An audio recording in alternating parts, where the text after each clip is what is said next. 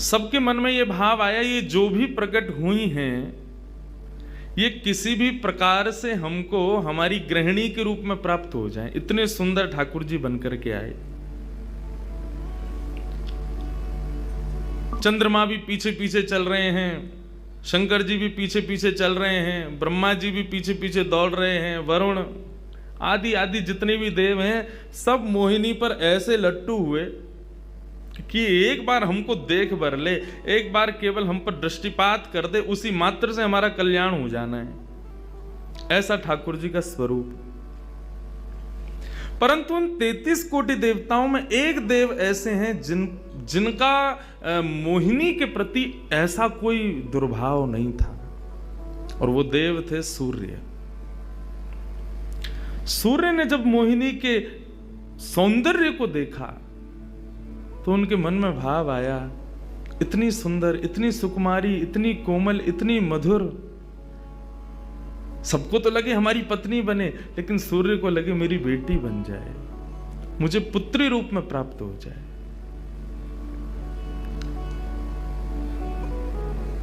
जब सूर्य के हृदय में यह भावना उत्पन्न हुई तो मोहिनी ने कटाक्ष नेत्रों से सूर्य की ओर देखा, बाकी किसी को देख ही नहीं रही हैं, और देख करके केवल ठाकुर जी ने उनको इशारा किया।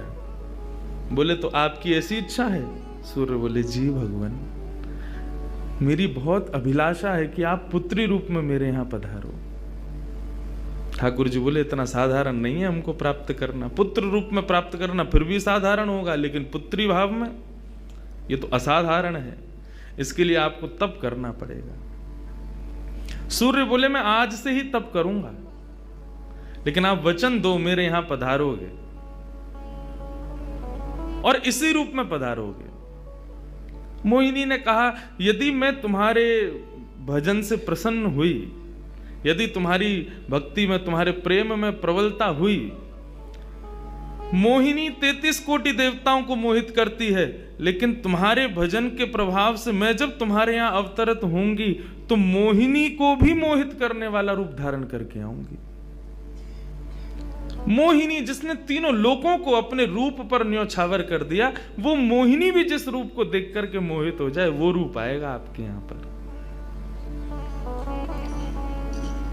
वही सूर्य वृषभानु जी के रूप में प्रकट हुए हैं। और जब वृषभानु जी के रूप में प्रकट हुए, उससे पहले एक राजा के रूप में भी आए थे, तब भी इन्होंने तपस्या की थी, लेकिन ठाकुर जी नहीं पधारे। जब वृषभानु के रूप में प्रकट हुए तो इन्होंने ठाकुर जी का यजन करना बंद कर दिया, ब्रह्मा जी का यजन प्रारंभ किया। ब्रह्मा जी से प्रार्थना की।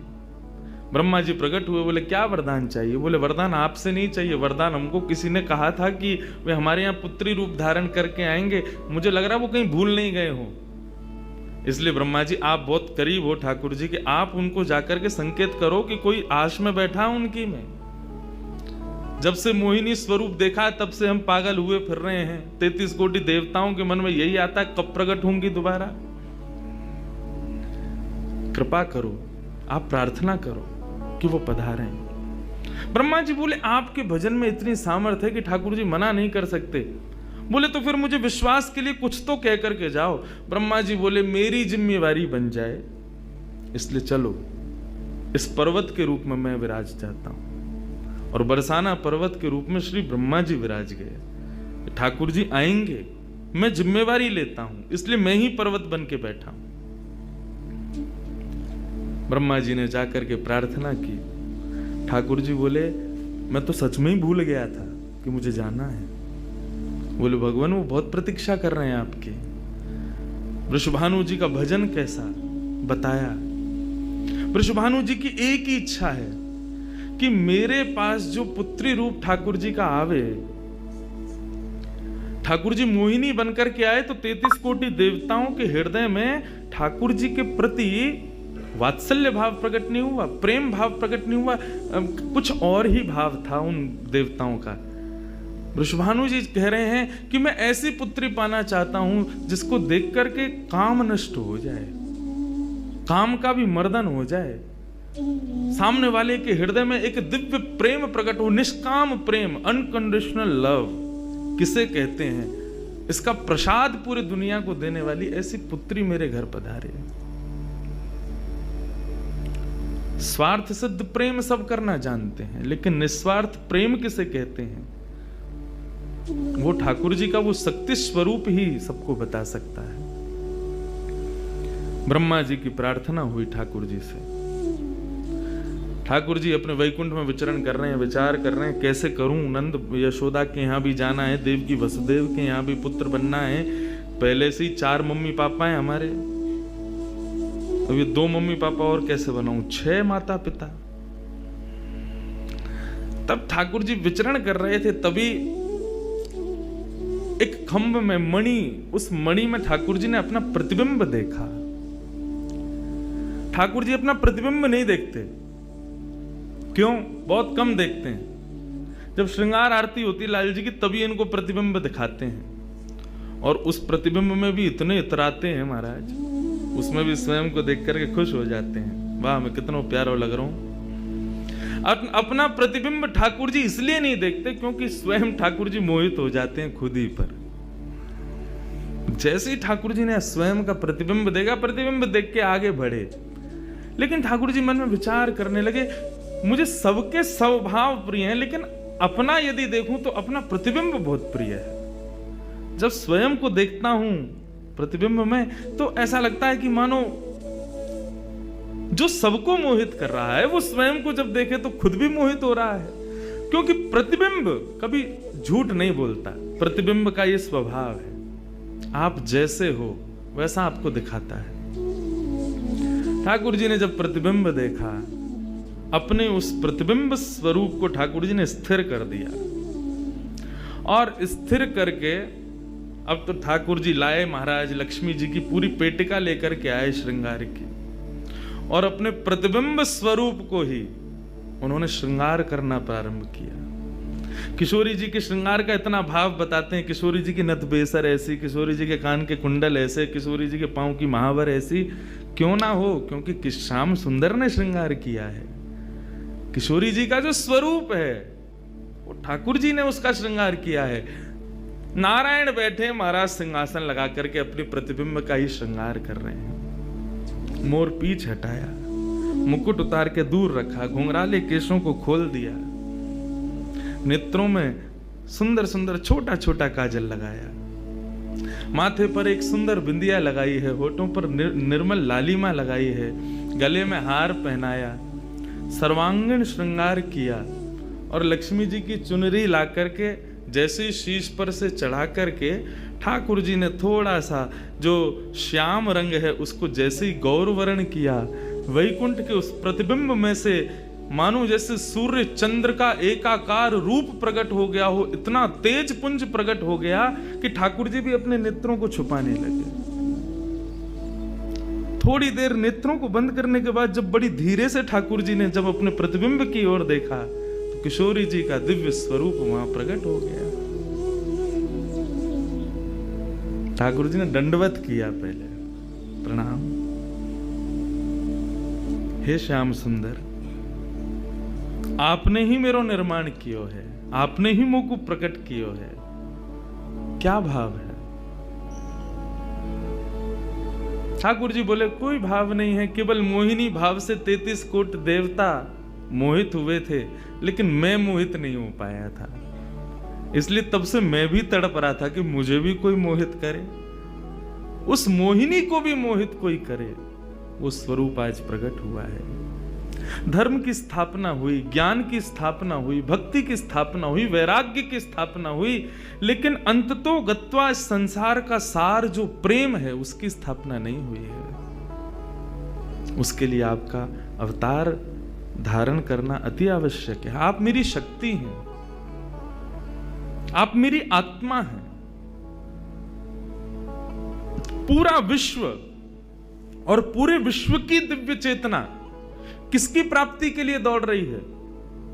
कि आत्मा एक दिन परमात्मा में मिल जाएगी, लेकिन उस परमात्मा में आत्मा जो विद्यमान है वही तो किशोरी जी हैं। उस आत्मा की परमात्मा की जो आत्मा है वही तो श्री राधा जी हैं।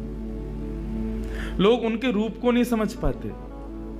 आजकल के यंगस्टर्स, आजकल के युवा उनको बहुत विचित्र रूप में दर्शन करते हैं कि कृष्ण राधा कौन है, बोले कि they are just like some love words. ऐसा नहीं है। आप उनको सीमित उस अवस्था में, और माफ कीजिएगा यदि किसी प्रवचनकर्ता की कथा सुनने के बाद भी आप उनको वहीं तक सीमित मान रहे हो ना, दोष आपको नहीं, प्रवचन करने वाले को लगेगा कि तुम किशोरी जी के इसी रूप को स्थापित कर पाए। इसीलिए कथाओं में ज्यादा किशोरी जी का प्रसंग ना हम कहते हैं ना उसका स्पर्श करते हैं। स्पर्श करने पहले से भी 100 बार सोचते हैं। यहां आने से पहले भी मुझे कई आचार्यों ने संपर्क किया कि वहां आप किस विषय को लेकर के जाएंगे, आप गर्ग संहिता पर कहेंगे या किशोरी जी के किस भाव को वहां पर प्रस्तुत करने वाले हैं। मैंने कहा देखो, हम बस बोलेंगे जो निकल जाए मुंह से, जिसका जो भाव ठाकुर जी स्वीकार कर लें बस, लेकिन भाव ये रखेंगे ठाकुर जी विराज गए हैं कि कोई अनधिकारी इस भाव को सुनकर के अपने मन में कोई दुर्भाव ना प्रकट करे। ब्रजवासी बहुत डरते हैं किशोरी जी के भाव को कहने में, क्योंकि जब सामने वाले से प्रत्युत्तर के रूप में कुछ विलग ही सुनने को मिलता है तो बहुत कष्ट होता है हृदय को कि तुमने किशोरी जी को क्या समझा, वो क्या है और तुमने उनके किस रूप को जाना। वो ठाकुर जी का ही प्रतिबिंब स्वरूप है, ठाकुर जी का ही आत्मा स्वरूप है। और एक बात कहूं, प्रतिबिंब से और आत्मा से प्रेम किया जा सकता है, ब्याह नहीं किया जा सकता, क्योंकि प्रतिबिंब और आत्मा ये दोनों हमसे अलग नहीं है। ब्याह के लिए एक अलग व्यक्ति चाहिए, एक हमसे कोई अलग हो, हमसे कोई जुदा हो, 2 लोग चाहिए तब ब्याह संपन्न होता है। लेकिन कृष्ण और राधा, इन दोनों में भेद है ही नहीं। किशोरी जी और ठाकुर जी में कभी भी कदापि कोई भेद नहीं है। बल्कि लीलाएं अभी सुनेंगे हम लोग, कभी कभी ठाकुर जी जब किशोरी जी का रूप धारण करते हैं तो किशोरी जी से ज्यादा गोपियों को सुख देते हैं।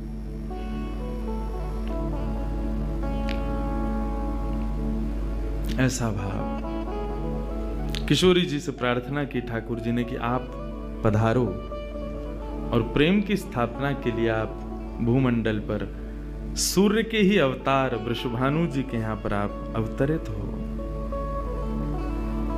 तब किशोरी जी ठाकुर जी की बात मान करके और वृषभानु और कीर्ति के यहां पर अवतरित होती हैं। किशोरी जी का जब अवतार हुआ, जब अवतरण हुआ, कब हुआ? सुबह के 4:40 पर। ठाकुर जी के जितने भी अवतार हुए या तो दिन में 12 बजे हुए या रात में 12 बजे हुए, लेकिन किशोरी जी का अवतरण भोर में ब्रह्म मुहूर्त में सुबह 4:40 पर हुआ। क्यों? बोले राम कृष्ण आदि जितने भी ठाकुर जी के अवतार हैं राक्षसों के वध के लिए आते हैं, तो या तो सूर्य की तेज ताप में उनका जन्म होता है, मानो वे प्रकाश स्वरूप हैं ऐसा भाव बताते हैं, या रात्रि में 12 बजे होते हैं, वो इसलिए होते हैं, वो मानो ऐसा भाव रखते हैं कि चंद्रमा अंधेरे को दूर करता है, वो ज्ञान का प्रकाश है, वो ज्ञान है, उससे अंधेरा दूर होता है। तो ठाकुर जी रात्रि प्रकट होकर के ऐसा भाव रखते हैं कि काले निशा, काला ज्ञान जितना भी है धरती पर, उसको दूर करने के लिए हम पधारे हैं। लेकिन किशोरी जी का जो अवतरण है वो 4:40 ब्रह्म मुहूर्त में होता है। उसका क्या भाव है? बोले 4:40 ब्रह्म मुहूर्त के बाद सूर्य प्रकट होना प्रारंभ होते हैं। मतलब सारे मंगल कार्य ब्रह्म मुहूर्त में होते हैं। चिड़ियाओं का चहकना, कई पुष्पों का प्रकट हो जाना, मानव के मस्तिष्क में आज मुझे क्या करना है, वो दिव्य चेतना का प्रादुर्भाव होना, ये सब कुछ सुबह ब्रह्म मुहूर्त से प्रारंभ होता है। और सबसे बड़ी बात, सूर्य प्रकट होते हैं, धीरे धीरे धीरे धीरे अंधेरे को दूर करते हैं और धीरे धीरे धीरे गतिमान होते हैं 12 बजे तक। तो किशोरी जी का प्रादुर्भाव ब्रह्म मुहूर्त में हुआ, इसका ऐसा भाव बताते हैं कि मानो वो प्रेम जिस प्रकार प्रादुर्भाव से लेकर के और आगे के गंतव्य तक नित्य प्रति बढ़ता रहे, उसका वर्धन हो, वर्धन करने के भाव से किशोरी जी ब्रह्म मुहूर्त में पधारी। क्योंकि वर्धन होना ही एक नवीन दिन का ब्रह्म मुहूर्त से प्रारंभ होता है। ऐसे ही प्रेम का वर्धन, भक्ति का वर्धन, भाव का वर्धन, उन सब का वर्धन करने का प्रतीक है किशोरी जी, इसलिए ब्रह्म मुहूर्त में जन्मी है। किशोरी जी का प्रादुर्भाव हुआ, पूरे बरसाना में आनंद उत्सव मनाया गया, सब नाच रहे हैं, गा रहे हैं, आनंद मना रहे हैं। नंद बाबा भी आए, यशोदा जी भी आई हैं, उन्होंने भी आकर के वृषभानु जी को बधाई दी है। सब कुछ हुआ, लेकिन किशोरी जी के प्रादुर्भाव में एक वैचित्र था। क्या?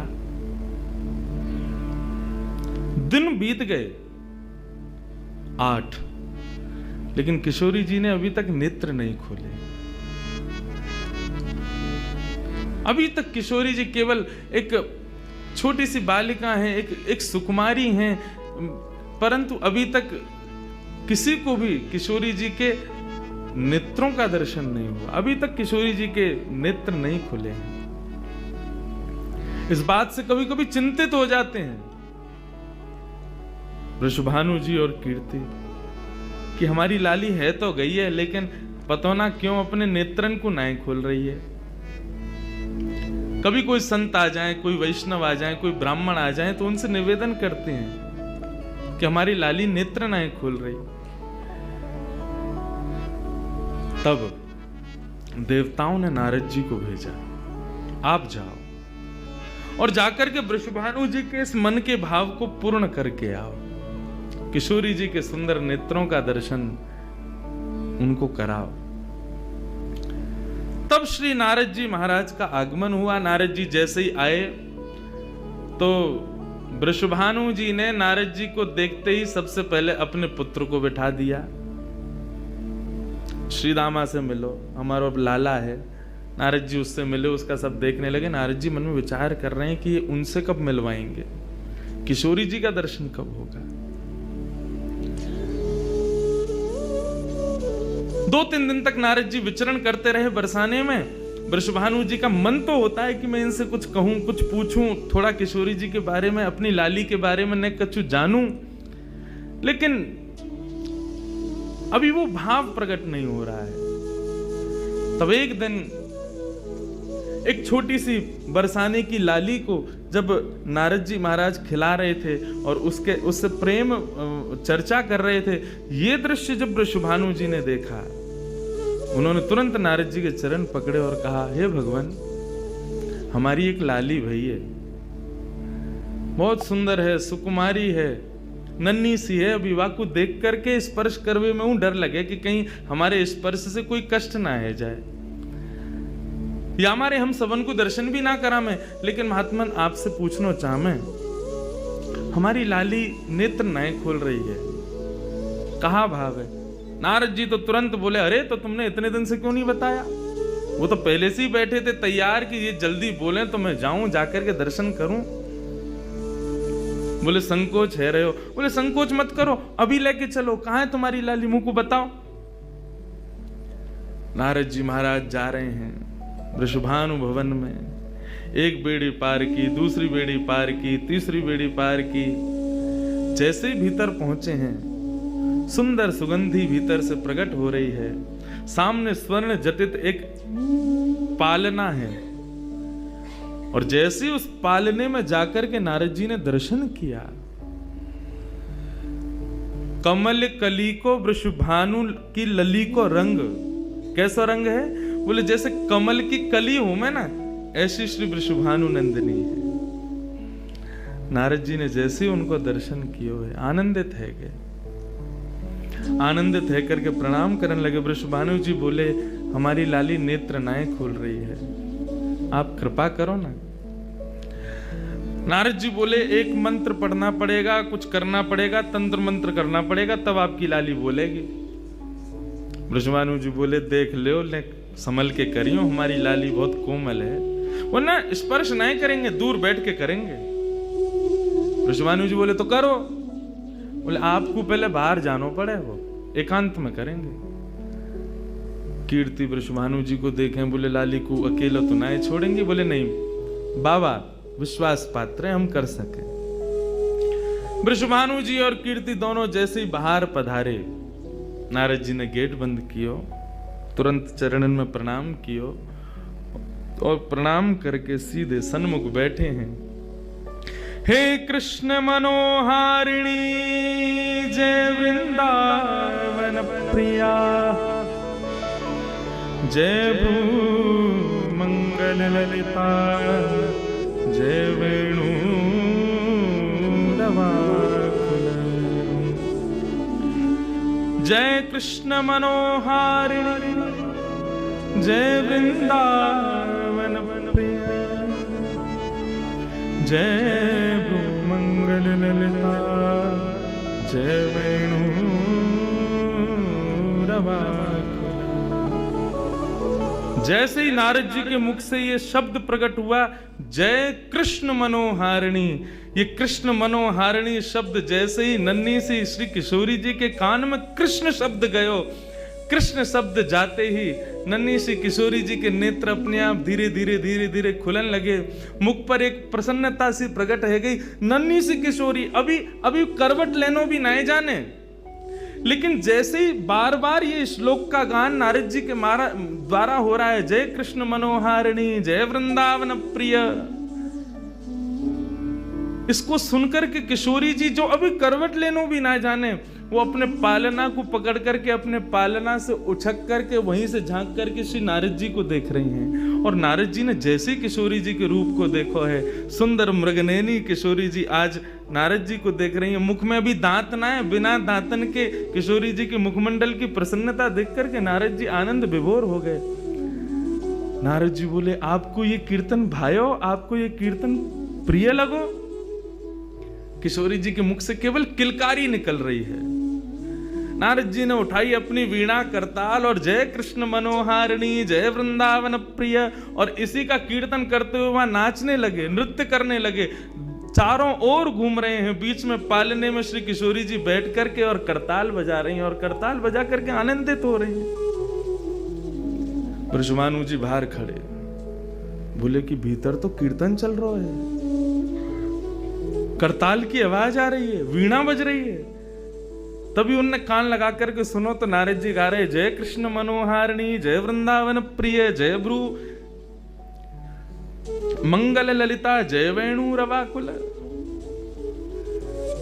वृषभानु जी ने ये स्वर सुन लिया, लेकिन जैसे ही थोड़े से गए हैं और खिड़की में जाकर के भीतर झांक करके देखा, अद्भुत दृश्य। नन्ही सी किशोरी ज्यादा से ज्यादा 8 दिन की होंगी, 10 दिन की होंगी, अपने पालना में पहुंच करके स्वयं को झुला रही हैं, करताल बजा रही हैं। चारों तरफ नारद जी वीणा बजा करके, करताल बजा करके आनंद से किशोरी जी को मुखोल्लास कर रहे हैं।